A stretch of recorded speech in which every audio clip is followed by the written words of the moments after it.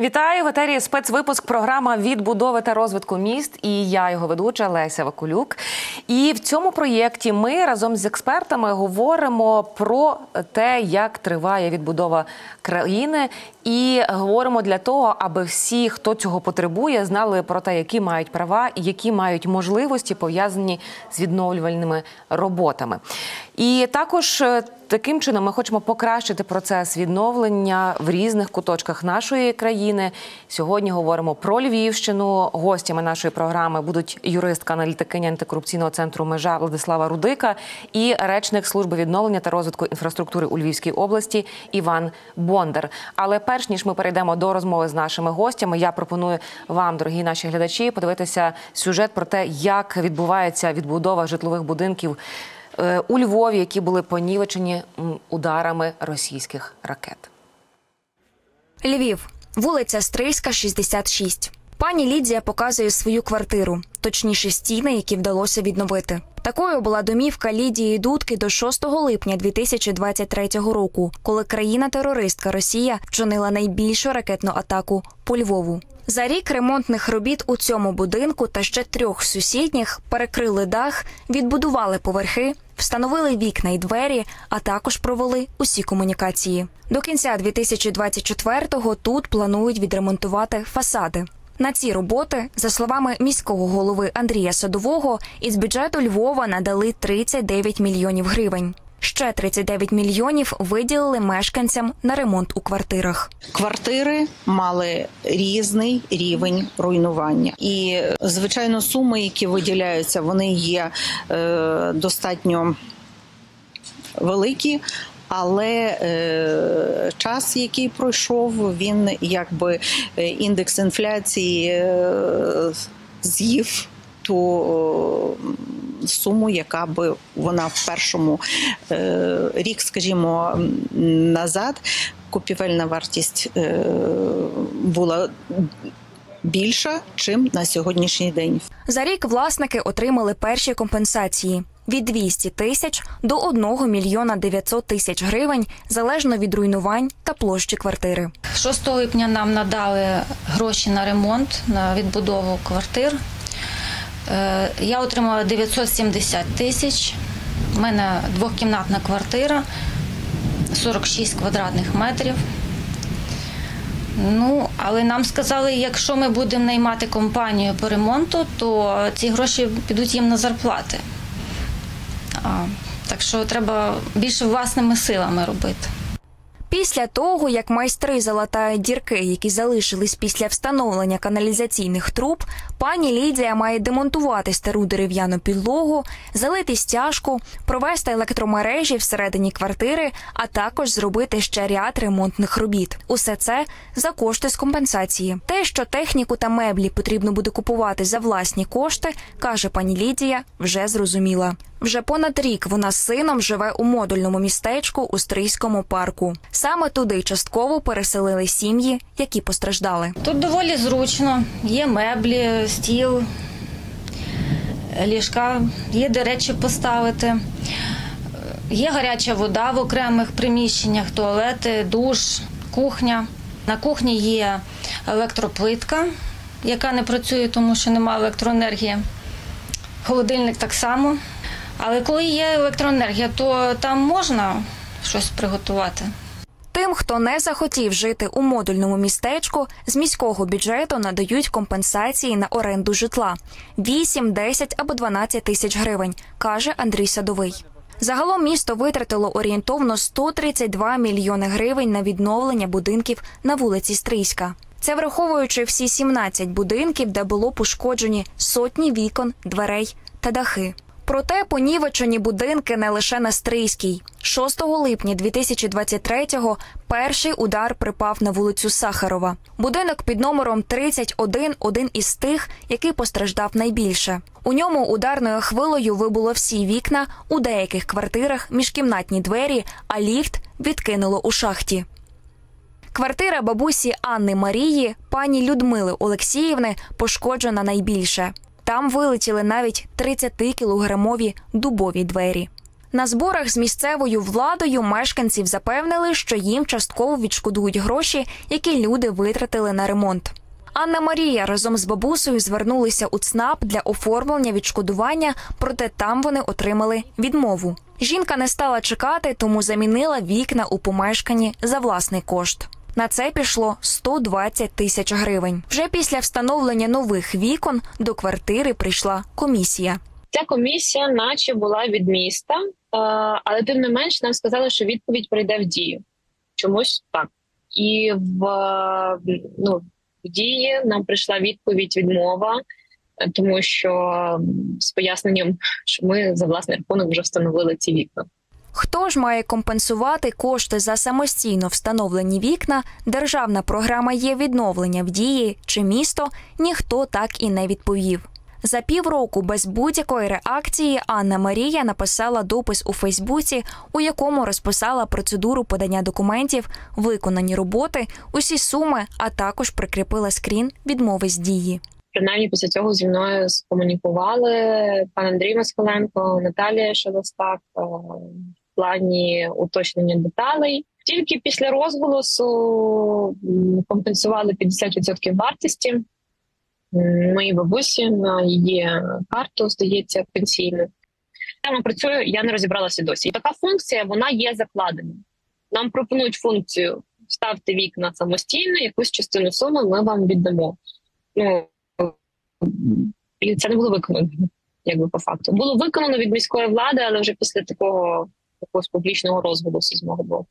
Із запитаннями, чому надання компенсації відбувається вибірковим шляхом та чому, зокрема, будинки на Стрийській відновлювали за кошти з міського бюджету, а не через державну програму «Є-відновлення», ми звернулися до Львівської міської ради. У відповідь отримали звіт із сумами виконання ремонтних робіт по вулиці Стрийській. Про державну програму «Є-відновлення» у відповіді на наш запит не йшлося. Про те, як оформити запит на відшкодування, куди звертатися громадянам в подібних ситуаціях, ми поговоримо детальніше з юристкою-аналітикинею антикорупційного центру «Межа» Владиславою Рудикою. Пані Владиславо, я вас вітаю. Доброго дня. Власне, розкажіть про всі доступні варіанти щодо того, як отримати відшкодування за понищене майно російськими снарядами. Найбільш розповсюдженою вже в ефірі про неї говорили. Є, звісно, що державна програма надання компенсації за пошкоджене нерухоме майно. Це є відновлення, всім відоме. І воно, зокрема, стосується саме отримання за пошкоджене, а не за знищене майно. Також варто завжди моніторити різні можливості, які пропонують донорські організації, міжнародні неурядові організації, які допомагають або фізично відбудовувати пошкоджене, або надають фінансування, наприклад. Окрім того, на вебсайтах органів місцевого самоврядування також часто публікують інформацію щодо місцеві програми фінансування, відшкодування пошкодженого майна. Наприклад, як мені відома ситуація в Обухові, там міська рада впроваджувала ініціативу і відшкодовували заміну, наприклад, віконних блоків. Тому варто завжди вивчати, бути проактивним і розглядати різні можливості, які пропонуються, окрім державних певних програм, але також і вивчати, що пропонують органи місцевого самоврядування, а також донорські організації. Щодо процедури та документів, які необхідно подати для того, щоб отримати відшкодування, це все дуже індивідуально в конкретному випадку, але, як правило, ці роз'яснення є досить таки детальними, і вони ще й можуть громадян додатково проконсультувати, що саме необхідно, який перелік документів зібрати для того, щоб отримати відшкодування за пошкоджене майно. В які терміни ці документи треба збирати? Я так розумію, що в кожному випадку це індивідуально, цей список документів, чи є якийсь сталий список? Так, дійсно, він буде індивідуальний, залежно від того, чи це напряму власник пошкодженого майна подає, чи, наприклад, його спадкоємець. Але базовий такий документ, звісно, що буде правовстановлюючий для того, щоб підтвердити, що вам дійсно на праві власності належить цей документ. Як правило, Те, що можуть бути виключення, наприклад, як в програмі є відновлення, що особи, які мають судимість за вчинення злочинів проти основ національної безпеки, вони, наприклад, не можуть отримати таку компенсацію. Можуть бути обмеження по віку щодо особи, яка подає заявку. Тому в цілому основний документ, звісно, є правовстановлюючий, той, що підтверджує особу заявника, а далі вже залежить від об'єкта нерухомості, від особи заявника, і тому перелік документів дійсно буде конкретизований у конкретному випадку конкретної особи. Яка процедура отримання компенсації за програмою «Є-відновлення»? Спершу варто подати електронне повідомлення про ваше пошкоджене майно у застосунку «Дія» або через веб-портал, або ж у паперовій формі. Це, як правило, особи звертаються через центри надання адміністративних послуг. Далі відкривається спеціальний рахунок «Є-відновлення» для зарахування компенсації в одному з банків, з якими Міністерство цифрової трансформації уклало відповідний договір. Для цього можна фізично відвідати відділення банку-партнера, відкрити картку «Є-відновлення», на який вже буде зараховано компенсацію. Далі вже такий основний етап – це подання заявки на виплату. Знову ж таки, або через Дію, або в паперовому вигляді. Це можуть бути центри надання адміністративних послуг. І до заяви підкладаються визначені законодавством документи. Знову ж таки, це ті документи, які підтверджують право власності на нерухоме майно. Це може бути копія договору, що підтверджує, наприклад, факт інвестування або фінансування будівництва об'єкта. Це й копія свідоцтва про право на спадщину, якщо заяву подає спадкоємець. Тобто варто попередньо ознайомитися з переліком тих документів, які вимагаються за цією програмою, і вже додавати їх до заявки. На розгляд такої заявки комісія, яка створюється при сільській, селищній, міській раді або військовій адміністрації, вона має 30 календарних днів з дня подання заявки. І вже після отримання заявки в цей 30-денний строк комісія має приїхати на об'єкт, обстежити його, зробити фотофіксацію та заповнити чек-лист, у якому буде міститися вся інформація про квадратуру об'єкта, про перелік тих пошкоджень, які отримала цей житловий об'єкт. І вже після цього приймається рішення про надання компенсації або про відмову. Якщо ж громадянину погоджено отримання компенсації, то він має протягом року з дня отримання компенсації, якщо стосується ремонту категорії А, або 1,5 року. Якщо це ремонт категорії Б, то він має їх використати на ремонтні роботи. Коротенько зазначу, що ремонт категорії А – це якщо сума не перевищує 200 тисяч гривень, а ремонт категорії Б, він розподіляється на дві підгрупи, або від 200 до 350 тисяч гривень для квартир, або ж від 200 тисяч до 500 тисяч гривень, якщо мова йдеться про одноквартирні будинки. З якими проблемами чи складнощами стикаються люди, чиє житло було пошкоджене? Найбільш поширеною, на мою думку, проблемою є втрата документів або неможливість, наприклад, їх встановити, ті, які вимагаються саме законодавством для отримання компенсації, оскільки рішення про надання такої компенсації вони приймаються виключно після подання відповідних документів. Однак на сьогодні постраждалі українці змушені визнавати право власності на житло, наприклад, на окупованих територіях в судовому порядку. Цей процес є дійсно довготривалим, таким затяжним, потребує і додаткових коштів, часу, це зрозуміло. Але варто зазначити, що наразі у Верховній Раді зареєстровано вже законопроект, який передбачає спрощення процедури підтвердження права власності на нерухоме майно, яке, наприклад, знаходиться на окупованих територіях. І це дозволить українцям внести дані до Державного реєстру речових прав і в перспективі отримати компенсації за програмою «Є-відновлення». Зокрема, законопроектом пропонується надати право реєстраторам або нотаріусам вносити відомості до такого реєстру на підставі паперових правовстановлюючих документів, без необхідності підтвердження інформації від Бюро технічної інвентаризації, якщо, наприклад, архів було пошкоджено і їх відновити стало неможливим.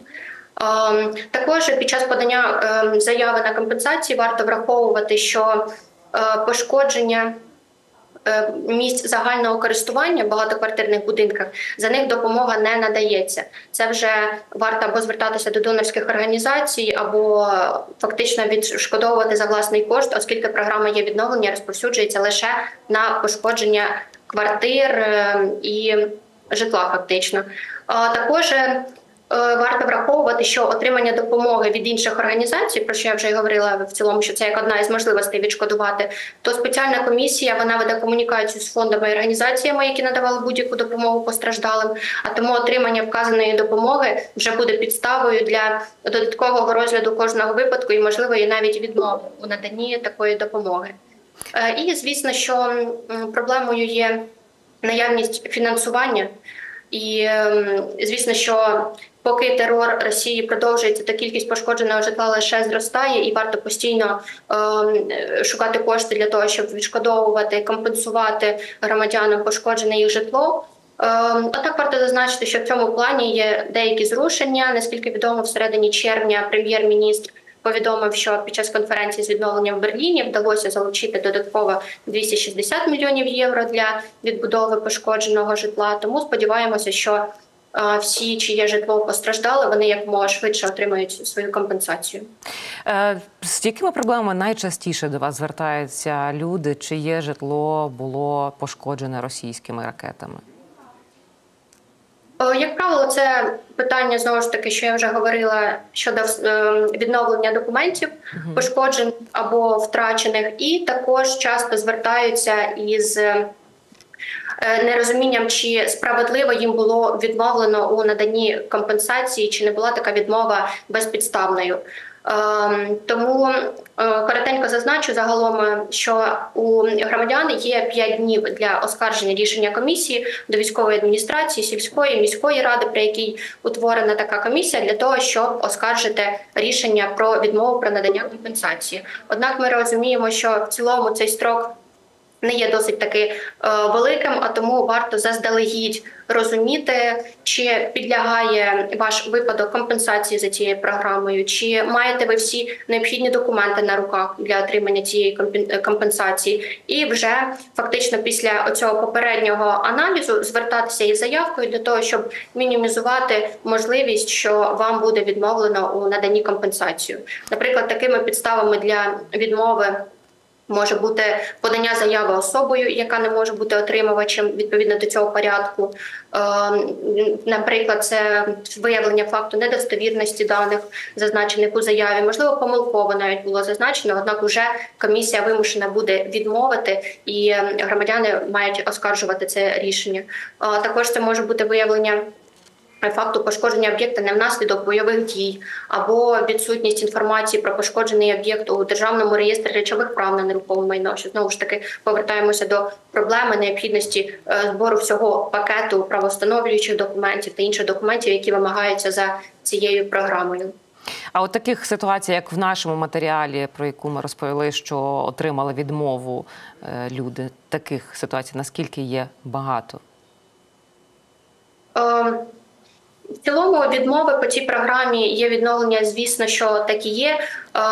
Іноді це може бути, якщо інформація, наприклад, заявником була зазначена помилково, або якщо особа додатково попередньо не ознайомилася з умовами надання компенсації, і вона, наприклад, не підлягає, не підпадає під той перелік, або не правильно сформувала пакет документів. Тому, звісно, що відмови є, все це варто розглядати в конкретному індивідуальному випадку, перевіряти заявку, що було подано, збирати пакет документів і подавати на оскарження цього прийнятого рішення комісії. І коротко вас наостанок попрошу такий ряд порад від вас, що варто знати людям, в яких, на жаль, житло було пошкоджене під час обстрілів російських.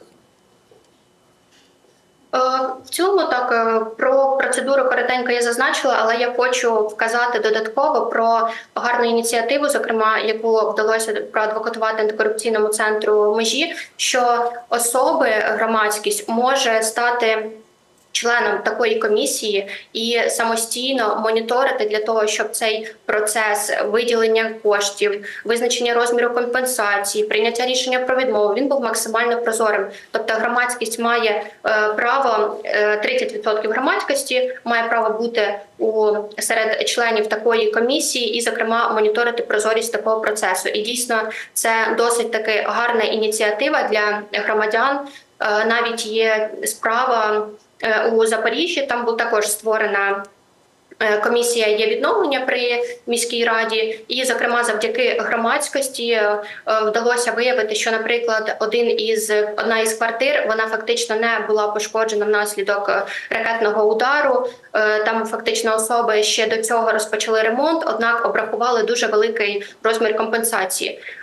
І, звісно, ми розуміємо, що коштів і так на всіх не вистачає. І якщо ми будемо визначати розмір компенсації або як, або непрозоро, то ми розуміємо, що на всіх не вистачить. І ці члени від громадськості у комісії, вони виявили ці факти визначення неправильного розміру компенсації. Вони додатково обстежили цей об'єкт житловий і фактично вдвічі зменшили суму, оскільки там пошкоджень було на багато меншу суму, аніж було заявлено попередньо у акті обстеження фактично.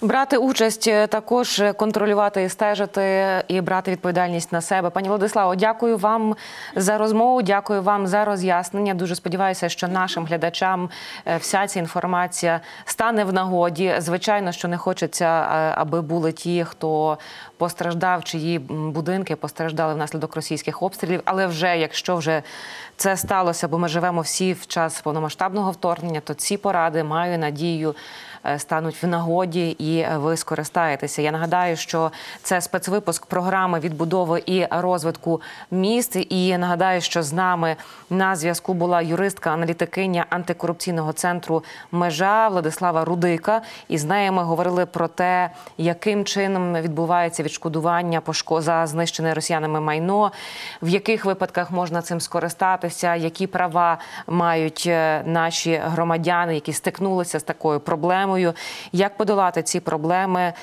Ну і, власне, отримали ряд порад від пані Владислави, що зробити, аби отримати врешті-решт компенсацію. І аби хтось не хитрував в отриманні компенсації, щоб все було чесно. Далі будемо говорити про відбудову з речником Служби відновлення та розвитку інфраструктури у Львівській області Іваном Бондарем. Чекаємо на його появу в нашому етері. Поговоримо, власне, про те, скільки загалом об'єктів в межах компетенції Служби відновлення заплановано відновити. Пане Іване, вітаю вас. Доброго дня. Ну, власне, це і є перше запитання до вас. Скільки об'єктів збираєтеся відновити, чи вже якісь почали відновлювати? Ну, загалом, впродовж, поки триває повномасштабне вторгнення Російської Федерації у нашу країну, впродовж першого і другого року війни ми завершували роботи по деяких із об'єктів. Ми почали говорити про те, що зараз відновлюєте, скільки вже вдалося завершити таких об'єктів. Загалом, поки триває повномасштабне вторгнення Російської Федерації в нашу країну, нам вдалося завершити роботи по так званому польському кредиту, зокрема по знаковому його об'єкту, це дорозі Червоноград-Рава-Руська. На сьогодні вона цілком відремонтована. Можна сказати, цей кейс ми закрили успішно. Більшість проєктів, ті, які були нашими амбітними планами до війни повномасштабної, поки що перебувають на паузі. Зокрема, в такий важливий проєкт, як будівництво північної об'їзної Львова, такі важливі проєкти, як будівництво розв'язок транспортних у кількох рівнях, зокрема у Зимній воді і поблизу Стрия, також ремонт західного обходу міста Львова, будівництво шляхопроводу через залізницю у селі Пасіки-Зубрицькі. Ну і ще близько десятка доріг територіального значення, які ми планували капітально ремонтувати, допоки не розпочалася війна повномасштабна. А наскільки відбудова доріг, мостів є потрібною на часі в час повномасштабного вторгнення? Ну, давайте поміркуємо з вами разом.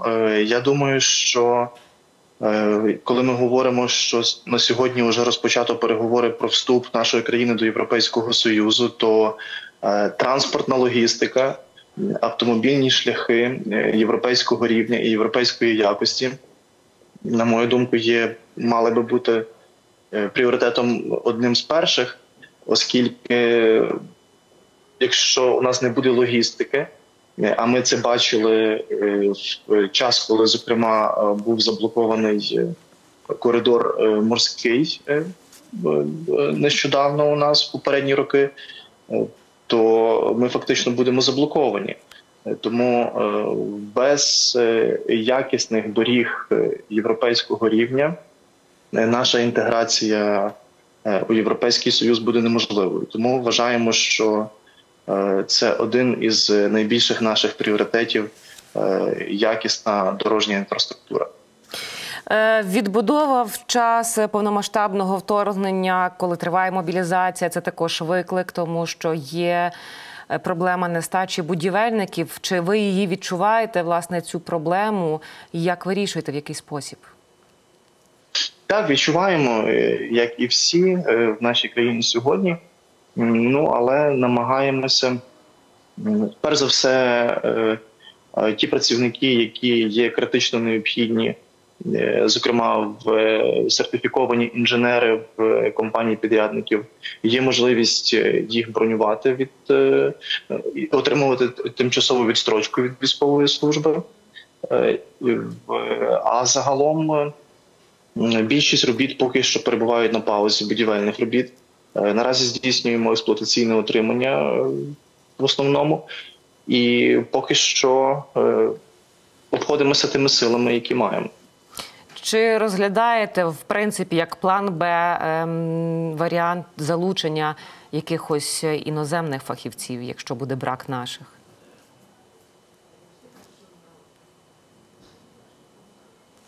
У нас є такий досвід, але він не пов'язаний з повномасштабним вторгненням Російської Федерації у нашу країну. Зокрема, я згадував на початку нашої розмови об'єкти польського кредиту. Згідно міжнародного договору між урядами Республіки Польща та України, на виконанні цього проекту працювали громадяни Республіки Польща. Також в інших компаніях у нас, які здійснюють будівництво чи експлуатаційне утримання на наших автомобільних шляхах, працюють громадяни інших країн. Тому такий досвід вже є. Я думаю, що у випадку, якщо він зможе стати планом Б, то ми до нього дамося у випадку необхідності.